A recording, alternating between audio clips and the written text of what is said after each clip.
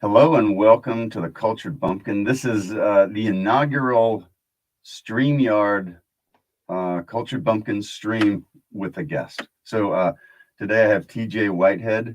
TJ, thank you for agreeing to come on. My pleasure. Thanks for having me. I can't wait. We've this is our third time's the charm. That's We've right. been trying to do this. This is our third time. It actually worked out for both of us. Exactly. Well, thank you for making time for this. And TJ and I, we have connected on TikTok. We've never met in person that I know of. You know, we were That's both in the true. army. Yeah, We'll get into that. We very well might have like bumped into each other that'd be somewhere. so weird, man. It's happened before where you know. So, oh my god, I didn't know I met you. Yeah, yeah. So Right, right. Like I was at that place. Oh yeah, you're the guy. I'm just kidding. But anyway, so the we're on TikTok. That is your TikTok handle, right? That you have. Correct. Powers taken, not given. Yeah. Good deal. Do you have YouTube or anything like that? So yeah, I have a YouTube account with the same name that has, I think, exactly 2 videos up, and I'm just now starting to. I've got a few interviews recorded. I'm gonna start releasing them in little bits and pieces. Okay. So yeah, and I'm also part of another podcast called the Left Wing Pod on Okay. YouTube, so you can check those out as well. Good deal. So I think what's interesting about TJ and I is like we're very different in our viewpoints of just stuff, like worldview even, and yet I think he's like the coolest dude on TikTok. Oh, stop! No, I Stop it. really Flattery will get you everywhere. I like your opinions, your viewpoints on things because I think you have a great way of like there's a saying, laughter opens up the heart, and I think when you're telling jokes and being funny, you can a lot of times reach some places that you might not reach otherwise. And you're just a entertaining guy, and so I'm looking forward to this chat. I am as well, and I wanted to say quick before I talk about you is that I agree 100%. Humor is incredibly disarming, and the example I like to use about this is: has anyone ever insulted you and got you with a burn that was just deep, and it was like but it was funny, and even you knew it, and you're like you're laughing, but it's hard to be angry when you're laughing. And so if you can get your point across in a way that's insightful and clever and humorous, you may not win the person over, but they're going to be a lot more likely to listen to you. So that's a perfect observation. And as far as your content, I love your name. I love, well, not Jake Phillips, which is it's a fine name, but that's not what I was referring to. But the Cultured Bumpkin, because I'm pretty sure I ran across your account when someone like sent me your like a video you had or a handle or something and said that, hey, this guy is looking for people who's deep into literature, and I know you're into literature, you should check him out. And I loved what I saw. Like it's such a good concept. I remember you saying something or reading something about you that you said that your old man would read to you guys as kids, and that's how you developed the love for literature. And anyone who loves literature is a friend of mine. I'll put it that way, because like it's hard to meet someone who's just, you meet a lot of people who are I don't know if you're gonna me swear. I don't want. Should I? Just go ahead. This is a lot of kids and grandmas. Okay, all right. Thank you. All right, thank you. But also a free speech zone, so just whatever, however. Well, I'll be respectful. I'll be respectful. Yeah, a lot of people who are pretty unpleasant that are like tech guys or STEM guys or even science people or history. Oh man, history people can be really annoying. But literature people, it's very hard to find someone who isn't interesting to talk to, because studying literature and understanding it and grasping it and analyzing it takes a lot of human empathy and interaction into the human condition that I really enjoy. So and especially I love when you do it in your accent. That's great. that's just a fun bonus for me. Right. That's awesome. Well, same right back at you. And I think I found something of yours, and you were analyzing some poem. I think I don't remember what it was, but I was anyway very interested, and I'm excited to talk to you about your background and stuff. So to start off, kind of what can you just tell us a little about yourself? Yeah. I was born in Fort Bragg, North Carolina. I'm an Army brat. My dad was in the military for 22 years. We started going to a Christian school when I was in fifth grade. And it was a super right wing Christian fundamentalist school that I have a lot of problems with, especially today. But one thing it did have and did instill in me was an excellent literature, grammar, and spelling program. And I was not, I really sucked at grammar, which is funny thinking now that I was terrible at it, for most of my life. But I always loved literature and I was always a good speller too. So it always worked out. And I loved reading stories. And I we would have these sections in our spelling book that in the very back were poems. And so I don't know, once a month we had to memorize one poem. And we would, we would repeat it like every day, 5, 6 times. We repeat the stanzas 5 or 6 times. And then at the end of the month, you had to recite the poem. And I still remember most of those poems. And I learned a lot of classic literature, from those days.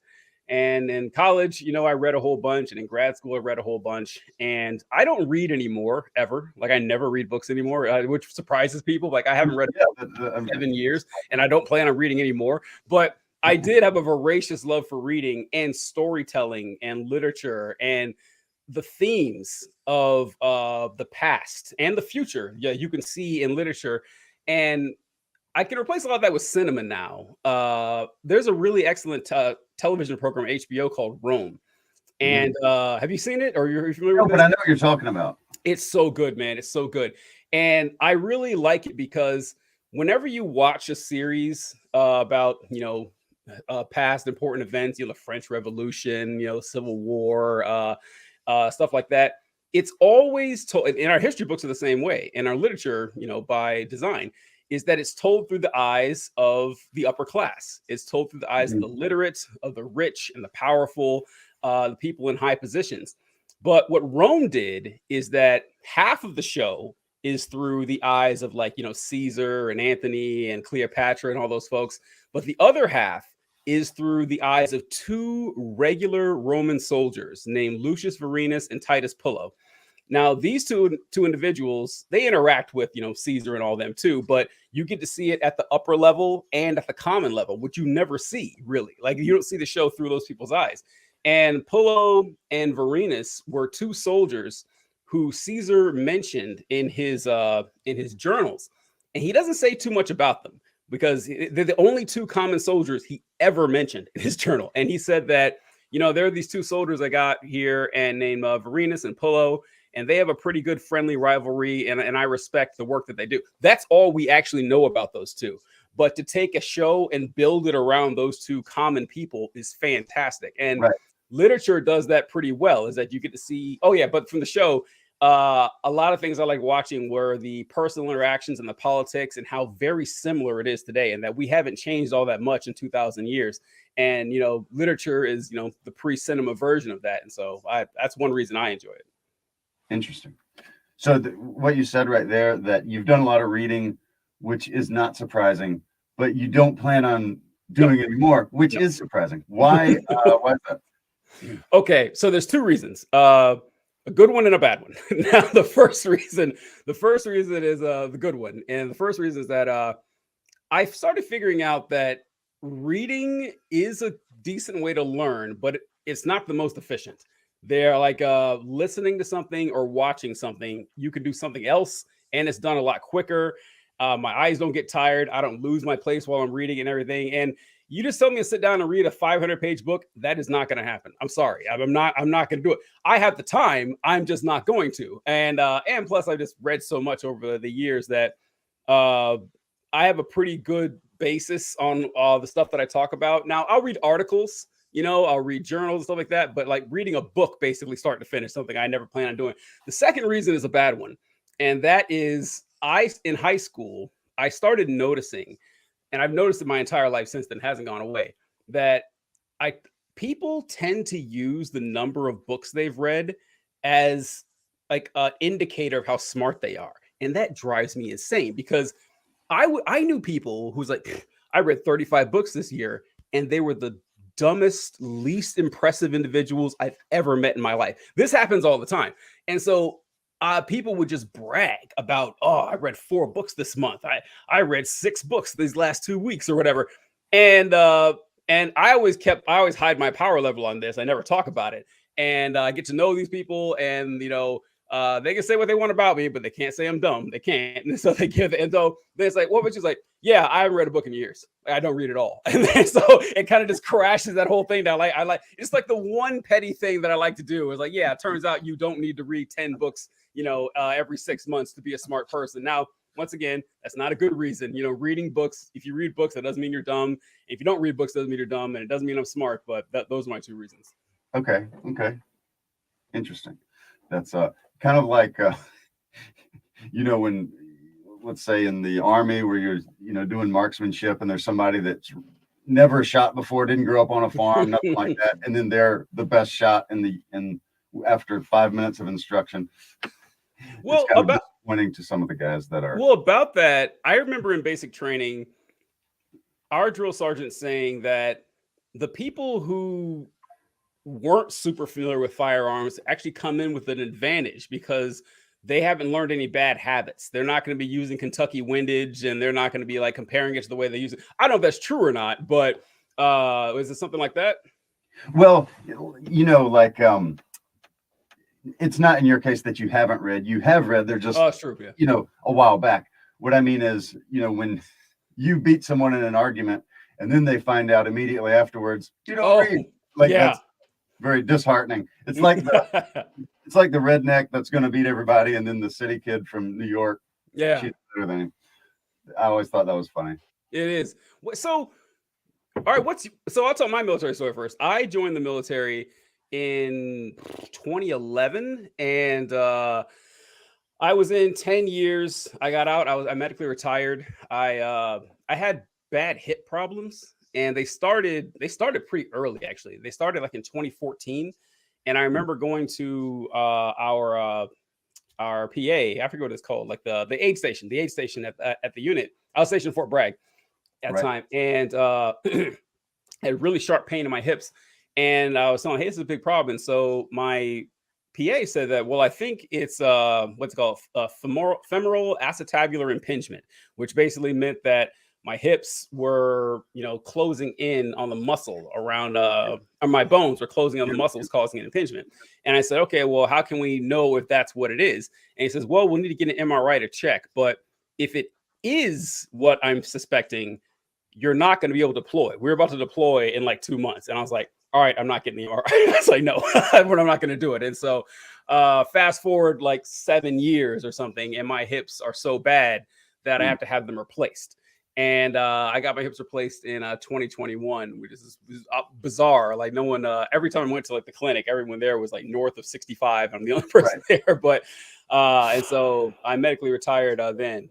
What about you? I joined in, I guess, 03 in ROTC. So I had an ROTC scholarship at Mississippi State, and then commissioned in 07. And then just did a little over 4 years active duty. Got out. I didn't like officers, turns out. Oh, see, that's funny. I liked them more. That's funny. Yeah, that's weird. What was your branch? I was air defense. What was your branch? Okay, I was 19 series, so I was 19 Alpha Cav Scout. Cav Scouts. Okay, all right. Yeah. All right. But I was I was attached with a lot of infantry. So, and we went to northern Iraq, up in Sinjar in 2009 and 10 was my one deployment. So you got out after your term, your 4 years that you owed for ROTC, or what? Right. I think I was over a little over 4 years, but yeah, I just smart. I did it. Smart. Smart. I was kind of my thinking was, okay, I'm gonna put down infantry and armor, and then artillery, that kind of thing. And if I go infantry, that's going to be my sign to like go all in, be a military career man. And if I get armor, I'm going to just feel it out, or anything else. Yeah. So I was like, okay. And I got in, and man, I'm glad I did that, because I just didn't like the Army. Yeah. I'm glad I did it and stuff like that. But also, the leadership was terrible, and I just had a bad time of it, I think. Yeah, it's not for everyone. That's the best way I can describe the military. It's just not for everybody, and it takes a particular type of person to even get through the training and do the job, because a lot of people don't, as you saw, a lot of people don't. And sticking with it, it's and everyone's military experience is different too. And like there's a lot of like things we have in common that we'll all know, but a lot of it depends on, like you said, your leadership in your unit. Because if you get stuck with the wrong battalion commander, it's over. I Yes. mean, like you're going to have a rough time, and it's unfortunate, but that's the reality. Right. So, one interesting thing about the military for me, that's really where I fell in love with literature. Oh, Because now, like I had mentioned, my dad had read to us, and I sort of had a great appreciation for it, but I didn't really have a passion. It was like, oh, hmm it's cool, I like it, nothing against it, sort of thing.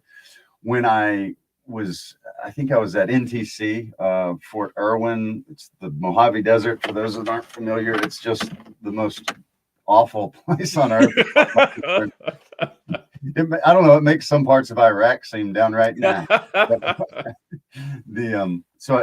going from there over to Iraq. Anyway, Jane Austen, in particular, became a getaway for me Hmm, because it's so different, right? yeah. The manners are different, the customs are different, the things that wind them up and get them all in a tizzy are different, and it was a wonderful escape for me, just because it's so different. It's sunny, and it's nice, and anyway, I just loved Jane Austen for that reason. I read, Hmm. I think, all but one of her, but Northanger Abbey. I think I read all the other ones within a very short period of time.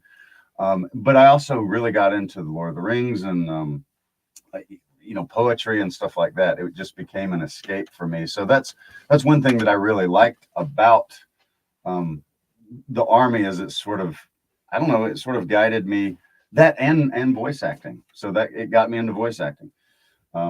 My platoon sergeant told me, you have to learn to speak English because nobody can understand.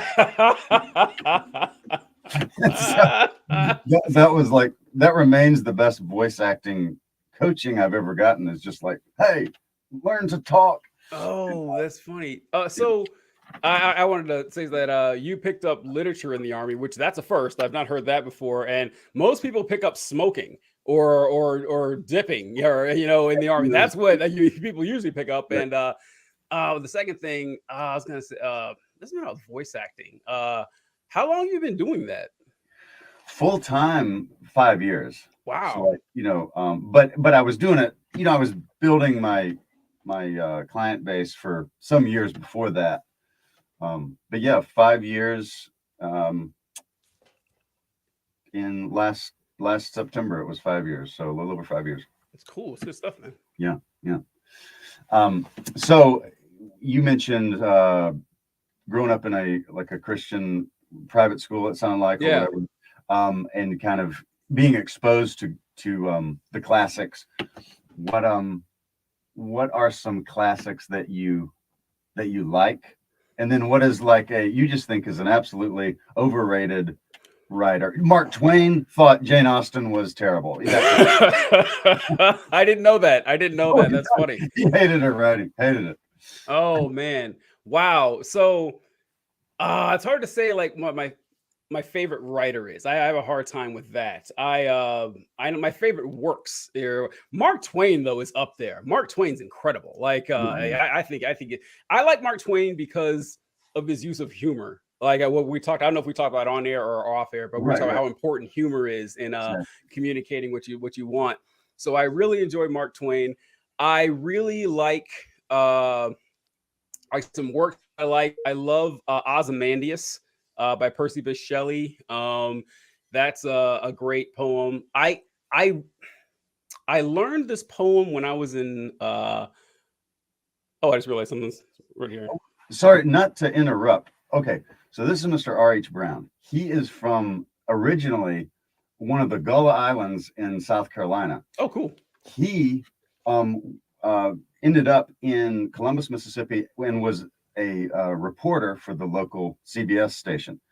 And so I grew up hearing Mr. Brown Oh, and his cool. mellifluous baritone read the news in the evening, and that was the first time. His was the first voice that I ever remember being moved by a human voice. Oh, Mr. wow. Brown was the first time I remember that happening.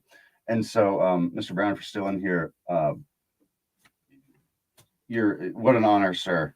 A real and an Army vet as well.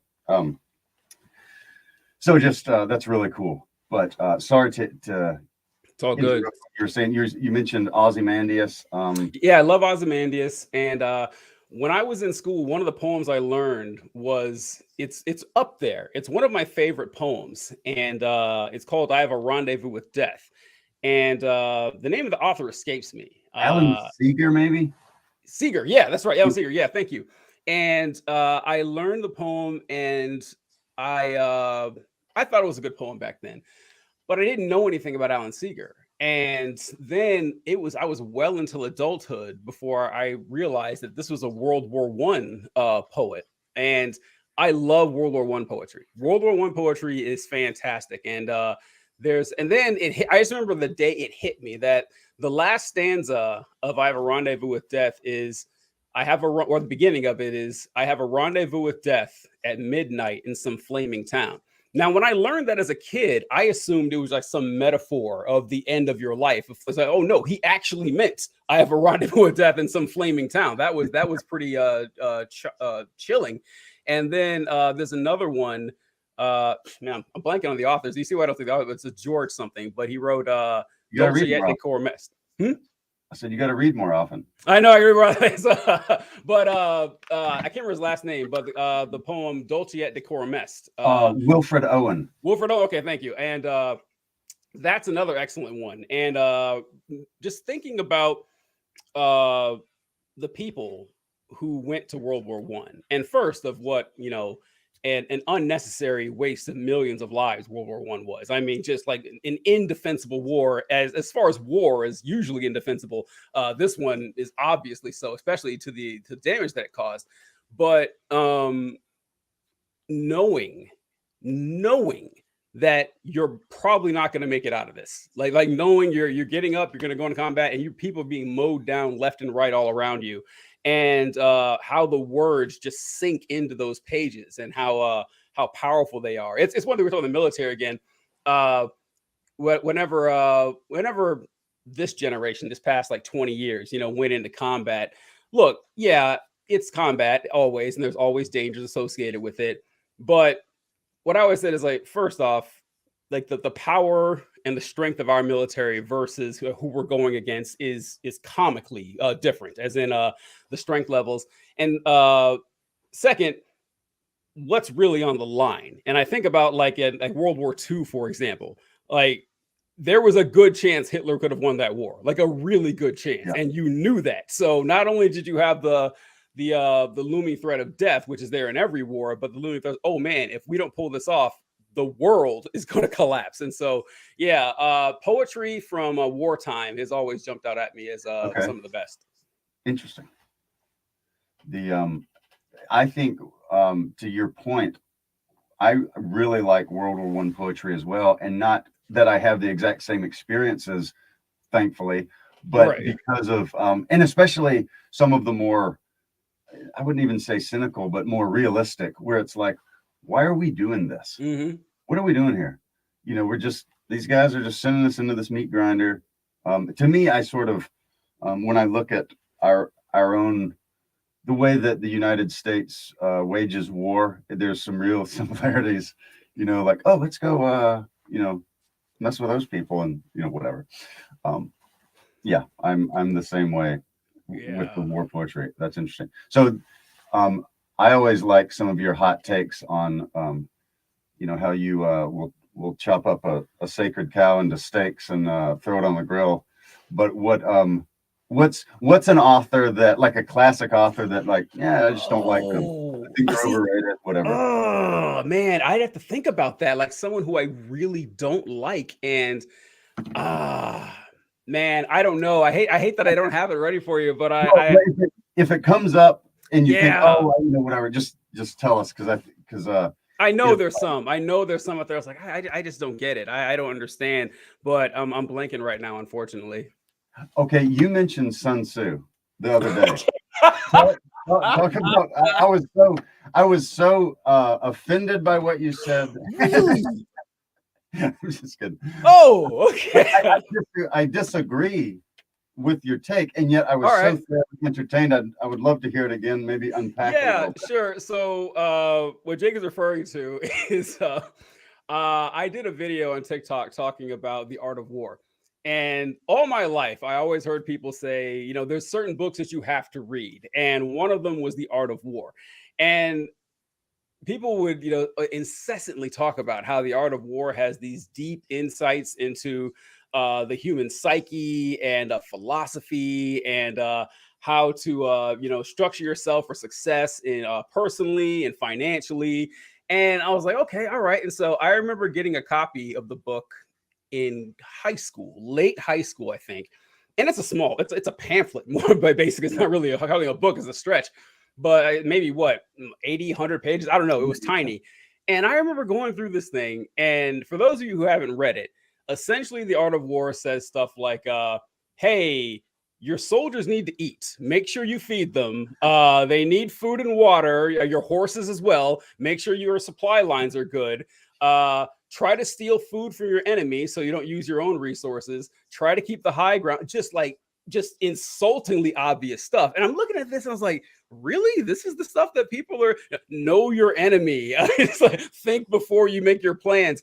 And then it made more sense when I actually read like what the Art of War was for. It was written like in the 5th century BC, and it was essentially a guidebook for the Chinese aristocracy. So back in these days, their military wasn't set up like ours now, where you actually have to work your way up to become a commander. No, you were born a prince, which meant when war broke out, you're a general now. And our army actually operated very similarly until super recently, until probably World War I is when this started to change. Like if you look at the Civil War, Mexican American War, stuff like that, people were just mayors, and when a war broke out, and they were colonels. Like they didn't sort of Dave in the military at all. Like Thomas Jefferson was a colonel in the Revolutionary War. Dude, thankfully he was a desk colonel. He never went to the field or anything like that. But that's just how this was. And so it's 450 BC, and the king tells you, hey, you need to gather up your peasants and send them to war, and you don't know anything about combat. The Art of War is pretty useful to you. Like it actually tells you, what to expect when you're a pampered, Chinese aristocrat. And so come at me, Sun Tzu. Come at me. You've been dead 2,500 years. I don't care what you have to say. But yeah, so it's like, okay, I get why this book was influential at the time. But for me, for my personal life, use fire to destroy my enemies is not something I'm really interested in reading on how to make my life better. Well, so what were your thoughts? Did you really enjoy the book? And I imagine. To your point, I think that's an excellent point, that it was written for the not for possibly true soldiers, but for rich kids that are about to go off to war. Yeah. And they don't know anything about even I mean, he probably could have written a book about how to build a fire. It was very like an army manual, and this is going to be a little bit on the gross side, but in the Army FM, in the section under hygiene, it tells you which direction to wipe your behind. I didn't know that? I don't remember that. That kind of stuff. You know what I'm saying? And that's kind of like, I don't think I need the government telling me which way I need to clean myself. And yet there it is. But I think, in a way, and I've never thought about it like that, Sun Tzu is written for, the upper class who doesn't really know a lot about the world around them and needs some real basic stuff. It's basic training for military commanders. That's what it is. Yeah. Which you shouldn't have basic training, then become a commander. But hey, that's what they had, the system they had, Right. That's a very interesting thought. In my case, I like it because I think sometimes I'll get caught up in the weeds of something, like the little details, which I know details are so important, but also sometimes you need to take a big picture view of things, of your problem, of your situation, of your leadership challenge, maybe of your opponent, whatever that might be. If it's in, in my case, in business, it might be a coworker, it might be another supervisor in another part of the factory, that kind of thing. And anyway, I have used it in business before, as far as in non-lethal situations, to good end.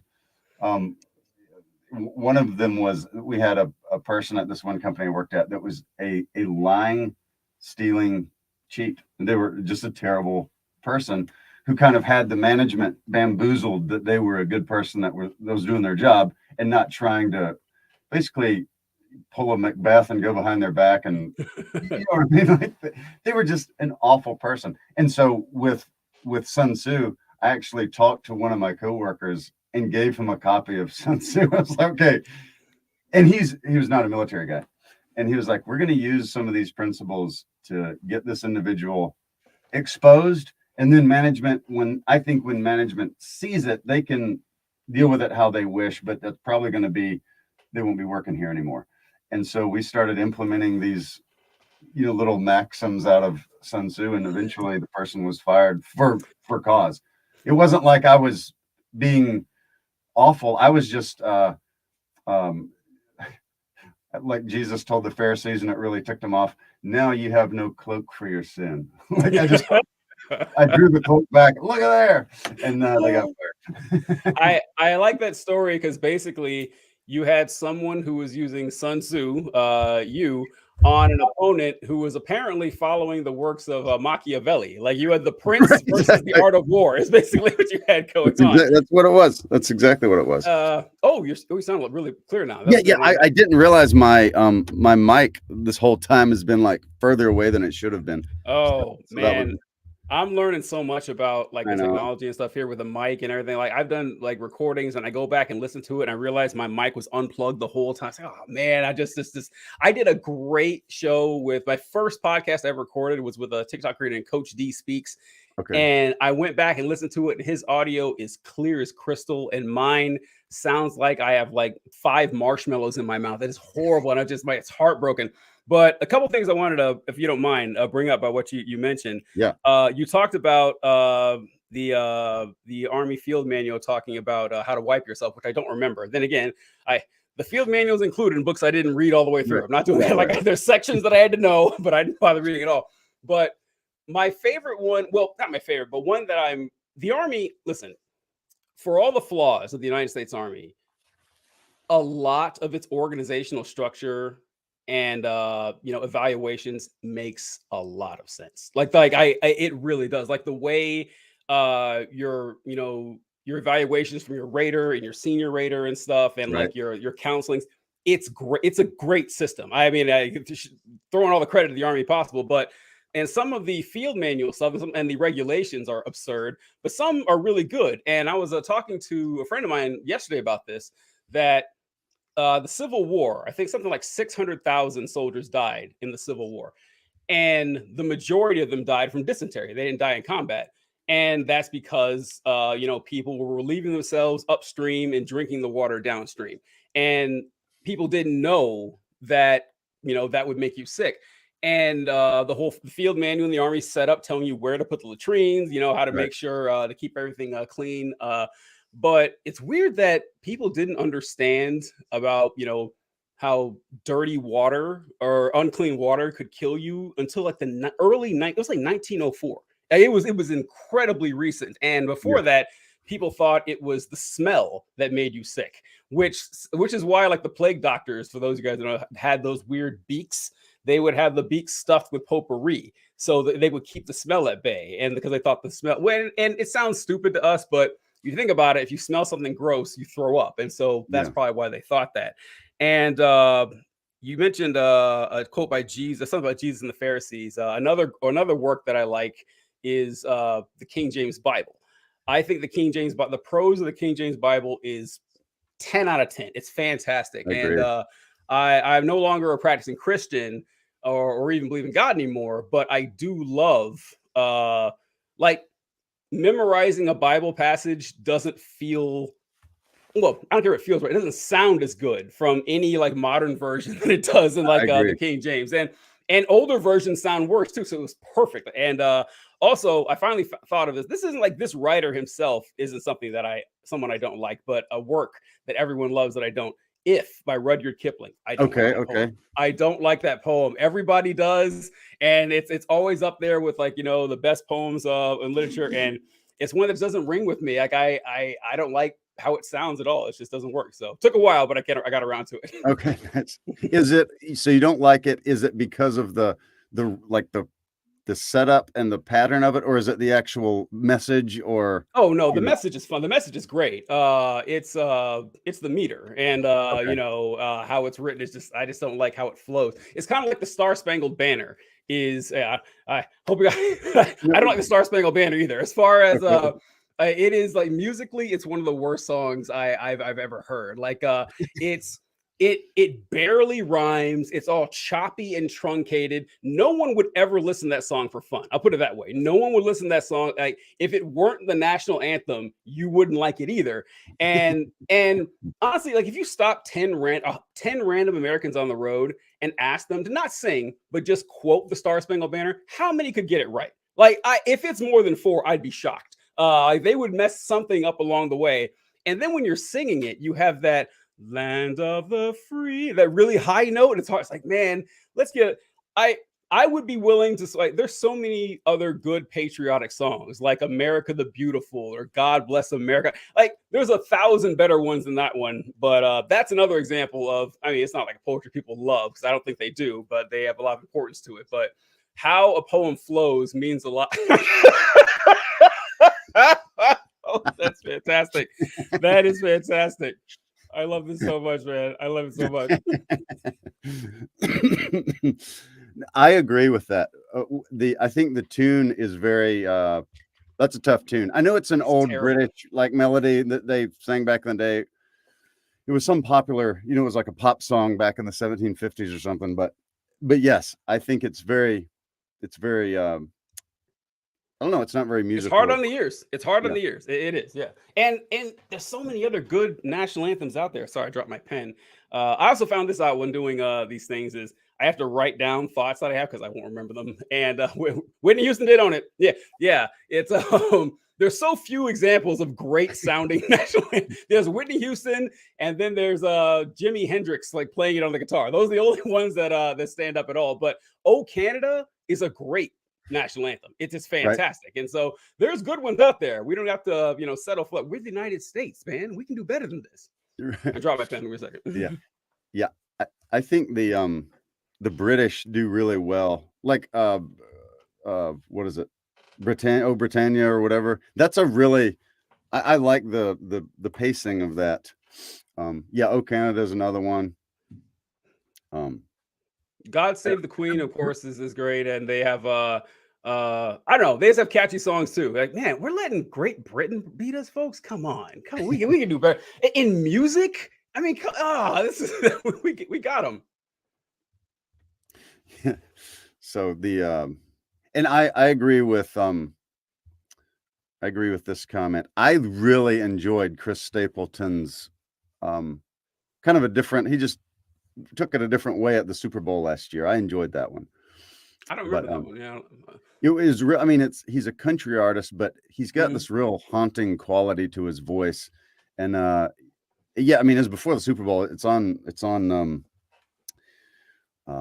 like YouTube, and that was a rare time that I remember seeing people like of all demographics sort of TikToking it and being like, "This is amazing." Yeah. Oh, sorry, but that actually reminds me because I hate that the song is so hard to sing in 100 different ways, even though everyone's familiar with it. Is that whenever you have like a pop artist or come on, or a musician come on to sing the national anthem, inevitably someone's gonna mess it up because it's so easy to mess up. And when people do, they just dogpile on them. Like, oh, can you believe they forgot? Yes, I can believe they forgot the lyrics to a song they never sing. That's hard to sing in the first place. And in front of millions of people, for the Super Bowl, they're gonna mess it up, and that bugs me because that happens all the time. So it's I don't know why people ever sign up to do this, because the odds are that you're going to pull a Whitney Houston is pretty low, and most likely no one's going to remember it at all. But if you mess it up, they won't forgive you for the rest of your life, and that's pretty annoying. Right? It's like beating a crippled kid in a wrestling match. It's kind of like yeah, exactly. You might you're not going to win. You've got nothing to gain, everything to lose. Yeah, that's interesting. I think that a reason for that is people think, well, it's the national anthem. Of course I know it. I don't need the lyrics in front of me. And then you get out there and then everybody's looking at you and listening. And then your brain works differently, as I have found. When, it's the things that are normally simple, all of a sudden, no, they ain't simple anymore. Man, if I'm public speaking or something, my script is like, here's your name, Jake Phillips. All right, there's all right. So, all right, we've covered some good ground. Talked about overrated classics, Sun Tzu being one. If by Rudyard Kipling absolutely sucks, according to it's not enjoyable. I don't enjoy If. I don't at all. It's another poem I had to memorize, and I hated it. I hated every. In fact, it's one of the few I could not recite, not because it's long, but because I didn't like it, and so just like my brain pushed it out as quickly as I could. I wanted to get to this real quick for you. About the national anthem and how people like. What kind of an American are you for messing up the national anthem? It reminded me of a story of someone else I knew in the military. She was a lieutenant, and she was picked for one of those. When they unroll the 50-yard long American flag at football games and stuff. And so she was one of the people that did that. And I remember her telling me that it's huge and you have 80 people carrying this thing. And she just remembers the entire time she was so nervous that she was going to drop this thing and have the flag hit the ground and everything, and people would see it. And then I thought about the absurdity of this. It's like, you are wearing a military uniform. You raised your right arm and said that you were willing to die in defense of this country. But if you drop this giant cloth, people are going to say you're a bad American. Like it's so strange, like how much power we put into the pageantry and stagecraft of a patriotism that we distract ourselves from what is and focus on what's represented. It's pretty crazy, and we do it all the time. And to be technical, though, a 50-yard flag is not a real flag, right? So the customs and courtesies, it is a two-sided flag. It's whatever. A flag that they draw out onto the field is not an actual flag because it only has one side to it. and if you look, when they're done, they drop it on the ground and push it up against the stands. And so it's like, well, let's go easy on them because it's even if you are that kind of person, like, you dropped it, you're a bad person. It's not a real flag, and it's going to be laying in front of the stands in a wrinkled pile. Well, right, you're not supposed to let the flag touch the ground. Absolutely, that's the flag customs and courtesies, but it's not a flag. It's not an actual flag. You know what I mean? It's a one-sided piece of cloth, and it's going to be piled onto the ground before the game and after the show as well. And here's me going to hot take land again is like, also, who cares if the flag actually does touch the ground? Who cares? Let's be real here. Like, it's like, I remember when I was in 5th grade, this is one of my earliest agent provocateur moments. I remember in 5th grade, we were learning about flag customs and courtesies. And so they were saying, you hang a flag, if the weather is bad, you take it down. When the flag is tattered, you burn it, you give it an honorable burial and stuff. And so I remember asking, 10-year-old TJ, I was sitting there, I was like, okay, wait a minute. This is just a cloth though, right? And my teacher's like, well, it's not just a cloth, it's a flag. And I was like, but if we dyed it a different color, then it wouldn't be the flag anymore. Like, it's not like the red, white, and blue isn't an intrinsic property of this object. Like, we just painted, we just dyed these colors, and now I got to treat it better. That doesn't make sense to me. And then about why the flag doesn't touch the ground, like there's a reason that rule existed, because before the age of radios and communications, the age of radios and communications, you're selling me short, but radios and communication, the flag and the bugle was basically your command and control. Like that's how you moved units. So if your flag touched the ground, you could have chaos. People would die. But guess what? That's not going to happen if you drop your flag on the ground. Like there's no maneuver that there's no military maneuvers that are going to suffer because you drop your flag. So I mean the obsession with keeping this rule from 150 years ago is like no, and the army does this all the time. So I see why like they love their customs and courtesies. Like you know how you don't stand in front of your formation and how that was a really big deal. Like you insulted them. That was always odd to me. Now I don't know if this is the case, but it makes sense to me that let's say you're Baron von Steuben or whatever, or I'm sorry, Lafayette and everything back in the day, and you're teaching the Americans how to, form an effective military. How did they fight? They fought in those formations. If you stepped in front of those formations, you could get shot. So not standing in front of formation makes sense in 1789. Today, who cares? Like it's just this thing that we've continued on throughout the years, and we do this a lot with a lot of different ways. But the flag one has always stuck out to me because people like really get charged up about it. It's like there's really no need to. Right. The that what you said about the signaling is very interesting because that's like you said, they used to, before radios, they used their command and control, their ability to move troops around in a chaotic environment was through sounds and sights, not radio waves. And so bugles were big, flags were big. I really like history, and one thing that I like about history is the history of the American West. I think it's fascinating. It's terribly sad. Like there's so many things about it. But there was one battle out west, and I forget exactly where it was, but in a Lakota had a warrior had gotten a bugle off of the battlefield and learned to play it. What? Oh, so I don't know. That's cool. Right. So there was this one battle where the cavalry's like, okay, charge.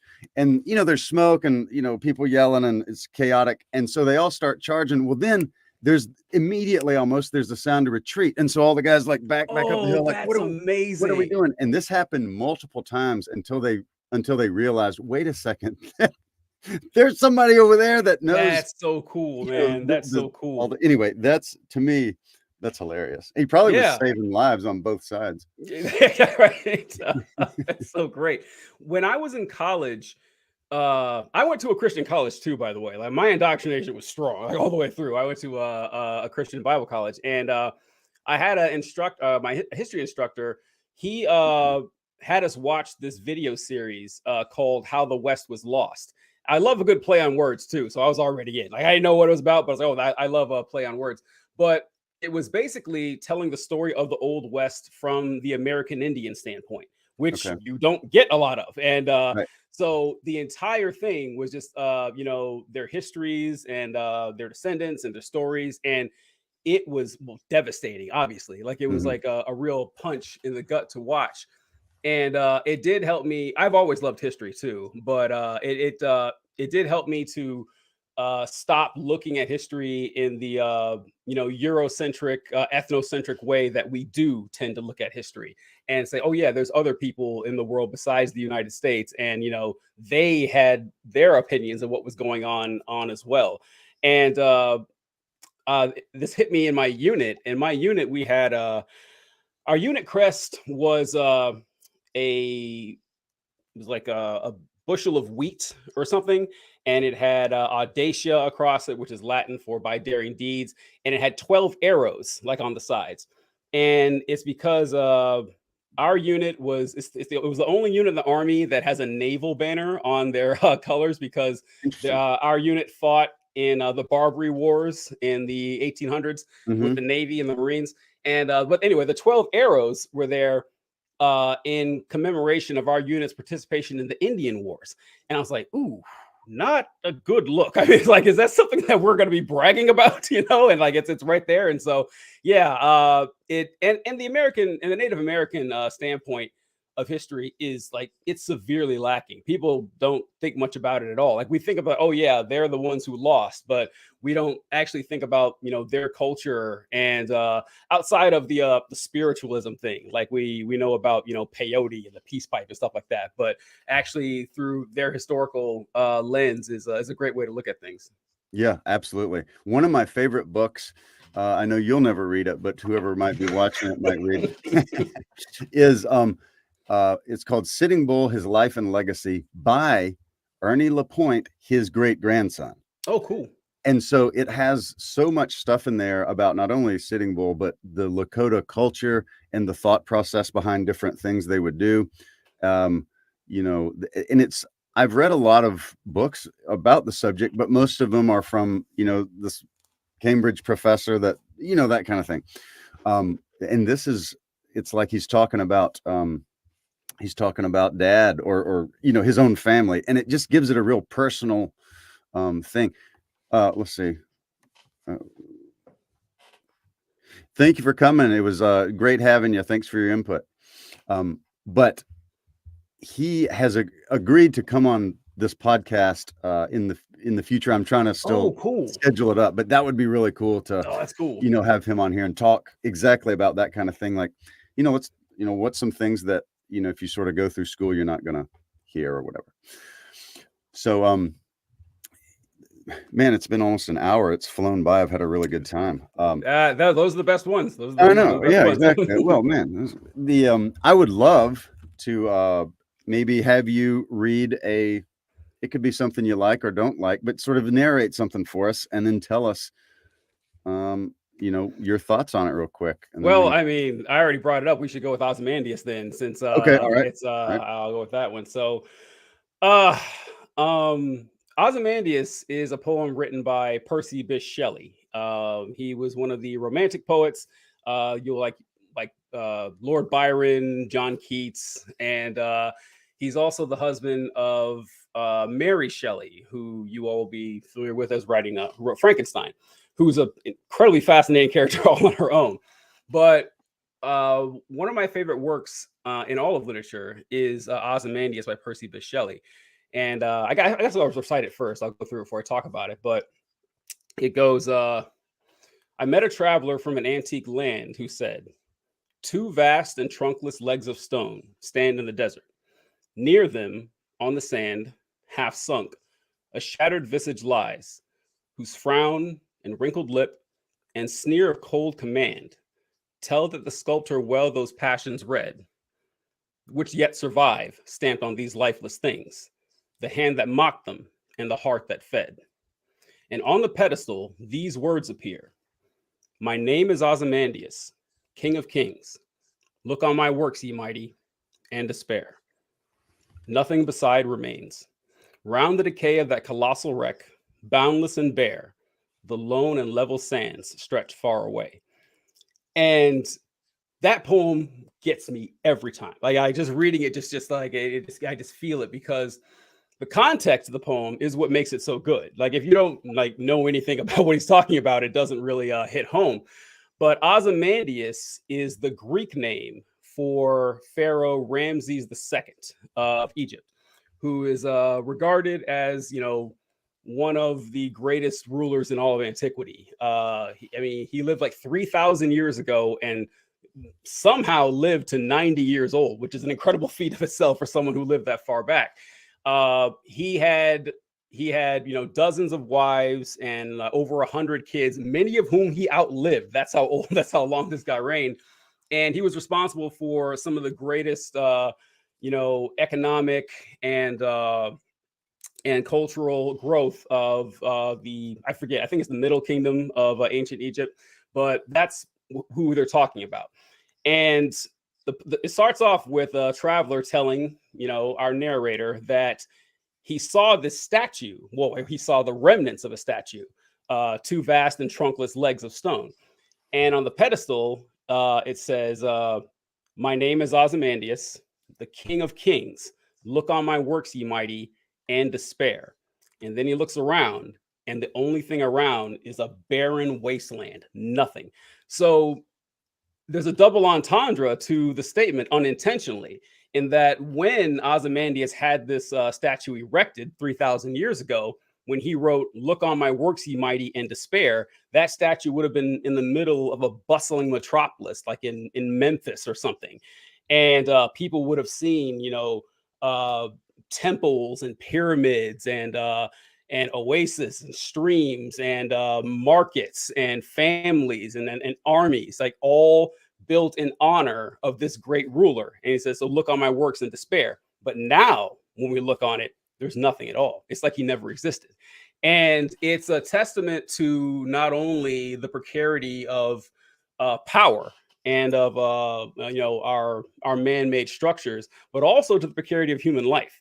That everything you do one day is going to be gone. And look, none of us are going to be remembered as long as Ramses II. And so, like, if he's going to be forgotten and his works are going to be erased, so is everybody else's. Now, that doesn't mean they don't matter, because obviously the people around you matter, and that their thoughts and their opinions and their life experiences are important. But to not what I get from it, because literature is a subjective, like you can understand what you like, but that's clearly the message. And what I like to get from it is to do my best that I can, but not to think too highly of myself or any one person, because we are just people after all. Despite what Ramses and other pharaohs thought, he was not a god. He was a man, just like the rest of us. And that's one of the many, many, many reasons that that poem has stuck so well with me over all these years. That's awesome. Well, thank you. That was great. Great analysis. I think that's a brilliant poem, but also So good. like that's really that's some good analysis there. I like that. And if you follow TJ on social media, let me get that banner back up with your whoops. Speaking of power, speaking of Let's see. How did I do that earlier? I had it where, not this one. Oh, I think I hide it. Hey, there we go. Okay. Nice. So you definitely ought to check out TJ on and he's got some scalding hot takes on a wide range of topics. And I need to have you back. We'll talk more. I I'd really love have to. enjoyed this. And Listen, you're a great conversationalist, right? Same, right. Actually, I say anytime someone wants to put a microphone in front of me, I will talk. It's like it's the one thing in life I'm good at. So I would absolutely love to. And I mean, you guys already with Jake. I'm so used to being on the other side, telling people, hey, this person's really good. They already know about you. But it's like I really enjoy your work. I love listening to. It's such a simple concept of the even the name, the culture bumpkin. I just love it. And reading stuff in those accent, your accent, your native accent is something I've never heard before. And so, and your selection is fantastic. I'm so glad that I ran across your content. Awesome. Well, I appreciate that so much. And if you're watching this live or catching the replay, make sure you go follow TJ, definitely on TikTok. Do you have any other handles, any other places that you can... No, Power is Taken Not Given is where you can find me, TikTok and on YouTube. It's the literature over there is, if you're a literature lover, it's sprinkled in. Like it comes in every once in a while where I do literature. It's mostly politics, occasionally jokes and history lessons, and the literature gets sprinkled in when it can. But I try my best. Good deal. Well, TJ, thank you very much. And thanks so much. I'll click off. I want to mention something after we go offline about your YouTube to link it up and everything. But thank you very much for watching, and we will talk at you later. All right.